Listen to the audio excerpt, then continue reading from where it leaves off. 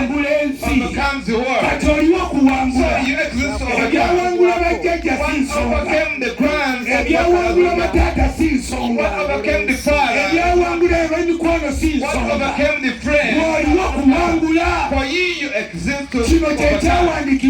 This is what was written. What had written. The Bible says what brought Jesus to erase the covenant that had come to us. It was like an enemy. It was like a hindrance. It was on our way, saying you shall not pass here, for you will not enter. Every time they want to skip that, they start getting sick, get something, the money get lost. Assuredly, what brought Jesus and lives everything. Today you bypass it. Today you bypass it. You have to go and worship God. You have to go and exalt God. You have to get a faith. I worship Him for He does great things. I worship Him for He does great things. Today I assure you, what brought Jesus, there's something He has come to do. He's leading us today. When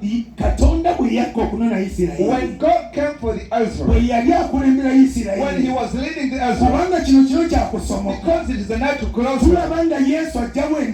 see Jesus saying that when He comes, the covenant may hinder you to cross. I don't know whether it was made upon your family. I don't know whether you went in which shrine. I don't know what they wash you with.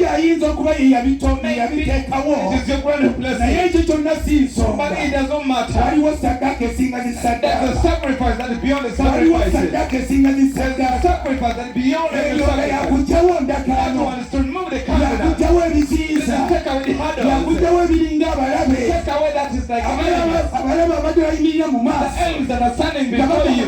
They are saying you're not going. You shall not bypass. You start a business to collapse. By the time you started, you have to mock yourself. Because it was written, you have to be mocked. I also mock yourself. Today I'm assuring you, it is bigger than it. Tell your neighbor I'm crossing over. Tell your neighbor I'm crossing. If you take away the hindrance, they hinder you to grow. The fuel before the Right? Whenever you wanted to escape, whenever who says I'm not trying to escape, say where am I going to pass? The sea is before me. For me, I have to be a slave. I have to be that. But I'm here to tell you what He brought here. Take away all the hindrances. Say I'm going. Say I'm going. What I've held your house, I've held your business. To tell you He's a blessing today. The one who deletes us back. The one who deletes us back. That has held you.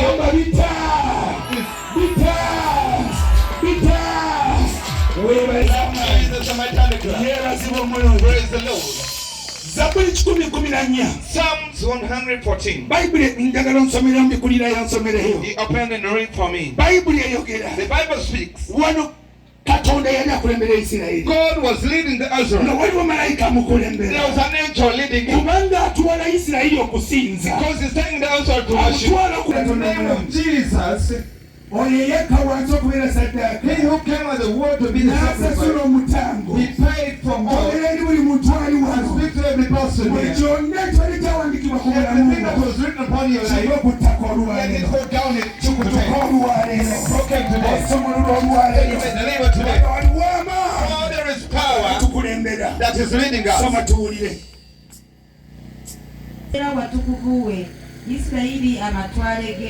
Ennyanja n'eraba ekyo n'edduka, Yoludaani n'agobebwa okudda ennyuma.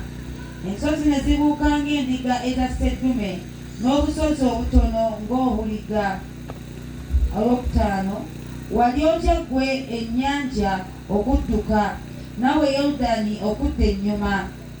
Mmwe ensozi okubuuka ng'endiga eza sseddume, mmwe obusozi obutono ng'obuliga. Kankana ggwe ensi awali Mukama awali Katonda wa Yakobo. Kale njagala nkubira haleluya y'amaanyi. I want you to shout for me, my child. Obwengula buyulika. Today the glory of the Lord. The Bible has spoken to Israel. As Israel was walking, Judah is going back to his position. He has to go back where he's supposed to be. When the sea saw this, Judah was walking, Israel was walking. Hallelujah. Amen.